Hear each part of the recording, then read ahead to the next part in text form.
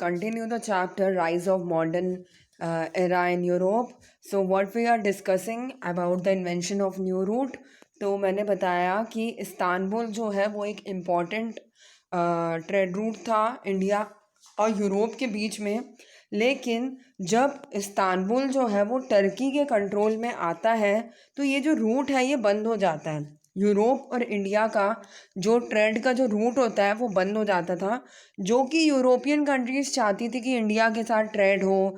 जो वहाँ के जो स्पाइसेस थे, इंडिगो था, ये सब के लिए उनको काफ़ी ज़्यादा ज़रूरत पड़ती थी, तो इसीलिए वो अपने ट्रेड को क्लोज़ नहीं करना चाहते थे। तो उनके पास सेकेंड ऑप्शन क्या था कि जो सामान है वो इटली में आएगा, जैसे कि वेनाइंस मिलान, जो इटली के जो एरिया है वहाँ पे पहले आएगा, उसके बाद फिर वहाँ से यूरोपियन कंट्रीज़ जो दूसरी थी उनके पास जाएगा। लेकिन इटली इसके लिए क्या ले रहा था? टैक्स ले रहा था। तो इसीलिए जो बाकी कंट्रीज़ हैं वो ये सोच रही थी हमारा इतना बेनिफिट नहीं हो रहा है, तो अब हम डायरेक्ट ट्रेड करेंगे इंडिया के साथ। ठीक है, तो इसकी वजह से क्या हुआ कि बाद में जब कंपास का इन्वेंशन हो गया, कंपास क्या होता है? डायरेक्शन बताता है। तो इसकी ज़रूरत कहाँ पड़ती है? सी में पड़ती है। जब हम सी रूट से जाते हैं तो इसकी ज़रूरत पड़ती है। तो जब इसका इन्वेंशन हुआ तो कंट्रीज़ ने अपना इंटरेस्ट दिखाया और कुछ लोग ऐसे थे जो इंडिया के सर्च में निकल गए कि इंडिया कहाँ है। तो फिर हुआ ये कि एक जो था स्पेनिश नेविगेटर जिसका नाम था कोलंबस, तो उसने क्या किया, यूरोप और अमेरिका का ट्रेड रूट ढूंढा। तो यू कैन सी कि पहले हम ये मैप में देखेंगे, स्पेन जो है वो यहाँ पे है, मैंने एक बार क्लिक कर दिया है, एंड उसके बाजू में कौन है? पोर्चुगीज़ है। ठीक है, तो स्पेन से एक पर्सन था जिसे हम नेविगेटर बोलेंगे, क्योंकि उसने नेवी के थ्रू उसने क्या किया, अमेरिका को फाइंड आउट किया, तो इसीलिए स्पेनिश नेविगेटर बोला जाएगा यहाँ पे। तो वो कि उसने क्या किया, उसने अमेरिका मतलब वेस्ट साइड में गया वो और अमेरिका को फाइंड आउट किया।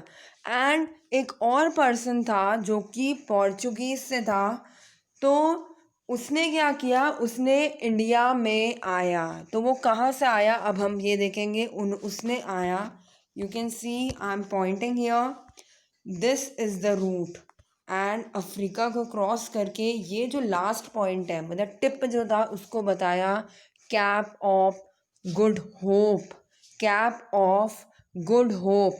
ठीक है, फिर वो ऐसे ऐसे ऐसे करके वो कहाँ पे आया? इंडिया में आया। कहाँ पे आया? कैलिकट, जो कि केरला में है। तो कब आया? 1498 को आया। तो द फर्स्ट पर्सन वो कम टू इंडिया जो कि फॉरेन का था, वो कौन था? Vasco da Gama. उस पर्सन का नाम क्या था? Vasco da Gama. Clear? Now the next is, तो इससे क्या हुआ कि जब ट्रेड रूट इन्वेंट हो गए, नई नई जोग्राफीज जब इन्वेंट हो गई कि कहाँ से जाना है क्या है, तो कंट्रीज़ का कंपटीशन बढ़ गया। बाकी कंट्रीज़ ने इंटरेस्ट दिखाया कि हम भी डायरेक्टली ट्रेड करेंगे, तो ये जो है ये क्या हो गई? राइवलरी बन गई, दुश्मनी बन गई कंट्रीज़ के बीच। तो इसमें कौन कौन इंक्लूड था? 16th सेंचुरी में इंग्लैंड, फ्रांस, हॉलैंड और पुर्तगाल तो पहले से ही था। तो इनकी राइवलरी आपस में बढ़ गई और इन्होंने अपनी नेवी को स्ट्रॉन्ग किया ताकि वो नेवी के थ्रू क्या कर सके, वहाँ पे जा सके, सी रूट, सी को क्रॉस करके वो अपने डेस्टिनेशन में पहुंच सके। तो इसकी वजह से तो क्या हुआ कि राइज ऑफ ट्रेड पॉलिसी काफ़ी ज़्यादा बढ़ गई। मतलब कंट्रीज़ का जो मेन एम था वो क्या था? ट्रेड, व्यापार, अपने कंट्री को स्ट्रॉन्ग करना और दूसरी कंट्रीज़ को वीक करना। इससे वो अपनी कंट्री को प्रॉस्पेरस बनाना चाहते थे। ठीक है, तो मेन पॉइंट क्या हुआ पॉलिसी का? वो यही हुआ कि कंट्रीज़ का जो मेन एम हो गया वो क्या हो गया? अपनी कंट्री को प्रॉस्पेरस बनाना, दूसरी कंट्री को वीक करना। Now European traders acquired lots of prosperity with the rise in trade। तो जो ट्रेडर्स थे, वो ट्रेडर्स क्या होगा? जो ट्रेड कर रहा है वो कौन होगा? ट्रेडर्स होगा। ठीक है, तो ट्रेड बढ़ा तो किसका फ़ायदा हुआ? ट्रेडर्स का। ठीक है, तो इस्टेब्लिशमेंट ऑफ ट्रेडिंग कंपनीज बनी। तो इसमें क्या हुआ कि फॉरेन के साथ ट्रेड हो रहा था, तो इनको कुछ प्रॉब्लम्स आ रही थी, तो उन्होंने क्या किया, दूसरे क्राफ्ट्समैनशिप के वर्क को गिव अप करके उन्होंने रॉ मटेरियल्स को कलेक्ट करना स्टार्ट कर दिया। रॉ मटेरियल्स क्या होते हैं? रॉ मटेरियल्स मतलब प्रोडक्शन में एक प्रकार की इंडस्ट्रीज़ का बेस होता है। तो इंडस्ट्रीज़ चलाने के लिए हमें अलग अलग रॉ मटेरियल्स की ज़रूरत पड़ती है। तो रॉ मटेरियल्स जो है उसके थ्रू इन्वेंशन जो है, मतलब प्रोडक्शन बढ़ता है, इसीलिए ट्रेड कंपनी को स्टार्ट किया गया, जो कि क्या करती थी, कलेक्ट करती थी रॉ मटेरियल्स, उनको संभाल के रखती थी और उसके थ्रू क्या होता था, प्रोडक्शन होता था। ठीक है। तो इस रिज़ल्ट क्या हुआ, trade increase in trade in Europe, इसका रिज़ल्ट ये हुआ कि प्रोडक्शन काफ़ी फास्ट हो गया, ट्रेड काफ़ी ज़्यादा बढ़ गया, जिसकी वजह से social, economic and political life बदल गई लोगों की। अब इस चीज़ का economic, political and social effect क्या होगा, हम उस चीज़ के बारे में पढ़ेंगे। तो इसका इकोनॉमिक इफ़ेक्ट ये हुआ कि पहले मिडीवियल पीरियड में क्या होता था कि गोल्ड और सिल्वर के थ्रू वो क्या करते थे, अपना इकोनॉमिक ट्रांजैक्शन करते थे। मतलब उनको अगर पैसे पटाने होते थे तो वो गोल्ड देते थे। ठीक है। लेकिन अब ट्रेड और इंडस्ट्री बढ़ गई, तो क्या हुआ कि फिर क्या हुआ, बैंक जो है वो ट्रेड कंपनीज को कैपिटल प्रोवाइड करना स्टार्ट कर दिया, जिसकी वजह से जो कैपिटल होता था, मतलब कैपिटल मतलब पैसा, वो चीज़ ट्रेड में यूज़ होने लग गया। ठीक है, यूटिलाइज होने लग गया। जो पैसा है वो ट्रेड में जो इन्वेस्टमेंट लगता है उसमें यूटिलाइज होना स्टार्ट हो गया, और नई नई इंडस्ट्रीज़ बनी, शिप्स बनी, जिसकी वजह से जो जो ट्रेड में जितनी भी चीज़ों की ज़रूरत थी वो और इजी हो गई। इन शॉर्ट अगर हम इकोनॉमिक इफ़ेक्ट बोलें, तो जो प्रॉब्लम्स होती थी रिलेटेड टू मनी या रिलेटेड टू शिप वगैरह, तो इंडस्ट्रीज़ इस्टेब्लिश होने लग गई, ट्रेड में पैसे बैंक्स देने लग गई, तो इस टाइप की चीज़ें होने लग गई, तो जिसकी वजह से जो इकोनॉमिक नेशन है उनको काफ़ी ज़्यादा फ़ायदा हुआ और वो प्रॉस्परस हो गए। सोशल इफ़ेक्ट क्या हुआ कि मान लो कोई इंडस्ट्री इस्टेब्लिश हुई, तो उसमें काम करने के लिए वर्कर चाहिए, अलग अलग वर्कर चाहिए, कि कोई पैसे का हिसाब रखेगा, कोई ऐसा एक होगा जो पूरे किसने कितना काम किया उस चीज़ का हिसाब रखेगा। बहुत सारे लोग चाहिए होते हैं इंडस्ट्रीज़ को चलाने के लिए, तो इसीलिए नई नई जॉब्स का इन्वेंशन हुआ। तो क्या हुआ, बैंकर, ब्रोकर, क्लर्क, अकाउंटेंट, इस टाइप की जॉब सामने आई। तो इसमें जो काम करते थे वो क्या होते थे, मिडिल क्लास होते थे। जो कंपनी का हेड होता था वो कौन होता था, अपर क्लास में आएंगे। तो इसमें स्किल्ड वर्कर्स की ज़रूरत पड़ती थी। तो इस टाइप की जो क्लास थी, ये जो लोग थे, वो ट्रेडिशनल ज़्यादा, काफ़ी ज़्यादा नहीं थे, काफ़ी ज़्यादा मतलब सुपरस्टिशियस नहीं थे, टिशन नहीं था इनमें, और इनको नई नई चीज़ें सीखने की जिज्ञासा थी। तो इसीलिए जो मिडिल क्लास जो लोग थे वो क्या बन गए, बैकबोन बन गए मॉडर्न सोसाइटी के। अब पॉलिटिकल इफ़ेक्ट क्या हो गया कि जैसे ट्रेड बढ़ा तो इसका इफ़ेक्ट पॉलिटिकल सिस्टम पे भी हुआ, कि ट्रेडर्स जो थे, जो ट्रेड्स होते थे, for their own interest supported the government. तो वो क्या करते थे कि अपने जो ट्रेड्स होते थे, वो अपने फ़ायदे के लिए क्या करते थे, गवर्नमेंट को, trades for their own interest supported the government, and ruler also relied the traders by ranking them according to prosperity of the nation। तो रूलर्स जो थे वो जो ट्रेडर्स होते थे उनकी रैंकिंग के अकॉर्डिंग नेशन की प्रॉस्पेरिटी को रैंक देते थे। ठीक है। तो इसकी वजह से बिजनेस क्लास को काफ़ी ज़्यादा इम्पोर्टेंस मिली, रिस्पेक्ट मिली कंट्री में, और ट्रेड बढ़ाया गया यूरोप में, और फ्यूडलिज्म कम हो गया, एंड जो न्यू सिस्टम थे वो इस्टेब्लिश किए गए, जो कि मॉडर्न सोसाइटी कहलाई। तो you can see there is industrial revolution of Europe in 1850। तो इसमें काफ़ी ज़्यादा इंडस्ट्रीज़ दिख रही है, और इसके थ्रू क्या होने वाला है, प्रोडक्शन काफ़ी ज़्यादा होगा गुड्स का। तो इसकी वजह से थर्ड ग्रुप आया, एक large number of labour society है, जो कि रिच और मिडिल क्लास दोनों थे। रिच पीपल जो थे वो ओनर्स थे फैक्ट्री और इंडस्ट्री के, और उन्होंने रॉ मटेरियल्स को यूज़ करके प्रोडक्शन किया गुड्स का, और मेन एम इनका क्या था, ज़्यादा से ज़्यादा प्रॉफिट कमाना, और the main control was in the hand of worker. तो जितने भी जो मेन काम था, काम कौन कर रहा था, वर्कर कर रहे थे।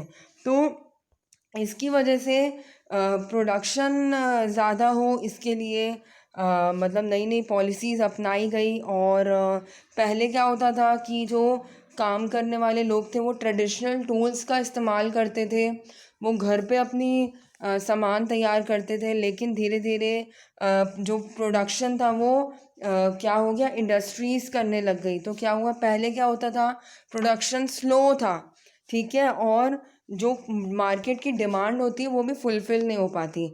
मार्केट की डिमांड का मतलब क्या होता है कि देखो, पॉपुलेशन अगर ज़्यादा है तो उससे क्या होता है कि ज़्यादा सामान की भी ज़रूरत है। तो जो ट्रेडिशनल टूल्स होते थे वो कम प्रोडक्ट करते थे, जिसकी वजह से वो फुलफ़िल नहीं कर पाती थी डिमांड को। लेकिन धीरे धीरे जब इंडस्ट्रीज़ आई तो जो काम है वो इंडस्ट्रीज़ में होने लग गया, जिसकी वजह से लोगों को जॉब मिली, और जो सोसाइटी है वो डिवाइड हो गई एंड क्लासेस में डिवाइड हो गई। वो फिर जानने लग गए अपने लेवल के हिसाब से कि किसके कौन कौन से लेवल पे काम कर रहा है, लोगों में एक कंपैरिजन आ गया। तो इसीलिए जो यूरोप था उसमें जो एक प्रकार से जो डिस्ट्रीब्यूशन था सोसाइटी का वो क्लासेस के बेस पे था, मतलब कि कौन अपर क्लास का है, कौन मिडिल क्लास का है। और इंडिया में पहले ये चीज़ नहीं थी। इंडिया में क्या था, रिलीजन के बेसिस पे वो देते थे कि ये अपर रिलीजन का है, ये जो है ये लोअर कास्ट के हैं, इस टाइप का होता था। तो यूरोप और इंडिया में एक डिफरेंस ये भी था, ठीक है। तो इंडस्ट्रीज़ जो है उससे फास्ट प्रोडक्शन हुए, और ताकि जो चीज़ें हैं वो क्या हुई, काफ़ी ज़्यादा स्पीड हो गई। और जब स्टीम एनर्जी का प्रोडक्शन हुआ, मतलब जो स्टीम के थ्रू शिप्स चलती हैं, तो उसने क्या कर दिया, उसने स्पीड बढ़ा दी शिप्स की, और जिसकी वजह से जो ट्रांसपोर्टेशन था वो क्या हो गया, और ज़्यादा फास्टर हो गया। तो in the past 18th century, industrial revolution was established in England, which spread in other countries. So 18th century में industrial revolution start हुआ इंग्लैंड में, जो कि बाद में फिर other countries में भी spread हुआ। और in future use of electricity and blast furnace has helped to cast iron, and in this manner new discoveries and method helped the industrial revolution. So due to fast production in less time, European countries intended to other countries for raw material. तो industrial revolution के कारण raw materials की value बढ़ गई। Raw materials जो होते हैं वो इंडस्ट्रीज़ में बहुत ज़्यादा हेल्प होते हैं। Without raw materials industries work नहीं कर सकती। तो इसी रॉ मटेरियल के लिए वो क्या किए, दूसरे कंट्रीज़ में आना स्टार्ट कर दिए।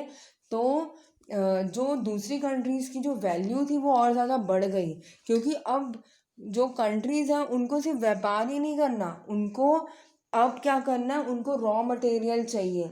जैसे कि आयरन हो गया, ठीक है, एल्यूमिनियम हो गया, ये सब चीज़ें क्या होती है, रॉ मटेरियल होती है, कच्चा माल जिसको हम बोलते हैं, कोयला हो गया, ये सब चीज़ें रॉ मटेरियल्स में आती हैं।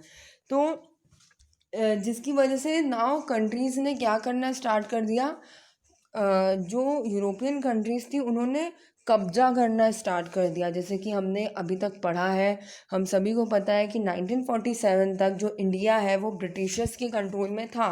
तो वो क्यों था, वो इसीलिए था क्योंकि ब्रिटिशर्स हमारे कंट्री में आए थे रॉ मटेरियल्स कलेक्ट करने। और ब्रिटिशर्स के पास सिर्फ इंडिया ही नहीं था, ब्रिटिशर्स के पास और भी कंट्रीज़ थी। तो उस टाइम पे इसीलिए कॉलोनीज़ काफ़ी ज़्यादा बढ़ा रहे थे, मतलब वो एक जो दूसरे कंट्री पे कंट्रोल करना स्टार्ट कर दिया था। उसका रीज़न यही था क्योंकि उनको रॉ मटेरियल चाहिए था अपनी इंडस्ट्रीज़ को चलाने के लिए। और इंडस्ट्रीज़ चलाने के लिए से फ़ायदा क्या होगा, ज़्यादा से ज़्यादा ट्रेड होगा, ज़्यादा से ज़्यादा प्रोडक्शन होगा, जो कि मेन एम था यूरोपियन कंट्रीज़ का। Now the next is establishment of colonialism, जो कि मैंने बताया कि जो स्पेन था उसने सदर्न और सेंट्रल अमेरिका में अपना कंट्रोल जमाया। इंग्लैंड जो है वो नॉर्थ अमेरिका और अटलांटिक ओशियन, डच जो है वो साउथ ईस्ट एशिया, इंडोनेशिया, पुर्तगाल जो है वो इंडिया में आए। लेकिन बाद में ब्रिटिशर्स ने अपना स्ट्रांगली वहाँ पे मतलब कब्ज़ा जमा लिया, तो इसका रीज़न क्या था, उनको ज़्यादा से ज़्यादा ट्रेड करना था, रॉ मटेरियल्स चाहिए थे। तो यूरोपियन कंट्रीज़ जो हैं वो दूसरे कंट्रीज़ में जाके अपना कब्ज़ा जमा रही थी। तो इसी को ही कोलोनिज़म बोलते हैं। जैसे कि मैं एक बार बता देती हूँ कि इंडिया जो है वो ब्रिटिशर्स की क्या थी, कॉलोनी थी। तो कॉलोनी का मतलब वो होता है, ठीक है। तो इससे क्या हुआ कि they use their raw material for their production and sold the good in those country at higher rate.